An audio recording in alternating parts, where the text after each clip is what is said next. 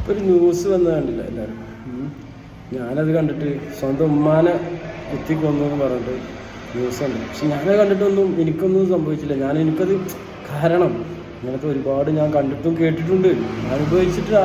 സ്വന്തം വീട്ടിൽ ഉമ്മ കരയണത് ഇതൊക്കെ നിങ്ങളൊക്കെ പുതിയതായി നിങ്ങൾക്ക് ഇത് അത്ഭുതമായി. കാരണം ഞാൻ ഡി അഡിക്ഷൻ സെൻ്റർ ഞാൻ പോയതാ. ഞാനും ഇങ്ങനെയൊക്കെ എൻ്റെ വീട്ടുകാരെതിരെ ഞാൻ തിരിഞ്ഞൊരു വ്യക്തിയായിരുന്നു.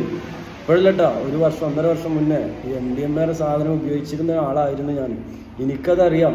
ആ പയ്യൻ നോർമലായിട്ട് ചെയ്തതല്ല. ഇപ്പം ആ പയ്യൻ ഇരുന്ന് കരയുണ്ടാവും, അബദ്ധത്തിൽ ചെയ്തു പോയി. കാരണം ആ പയ്യനല്ലേ ചെയ്തത്, അവനല്ല നോർമലായിട്ട് അവനല്ല ചെയ്തത്. ചെയ്തതാരറിയോ? MDMA ലഹരി കെമിക്കലാണ് ചെയ്തത്.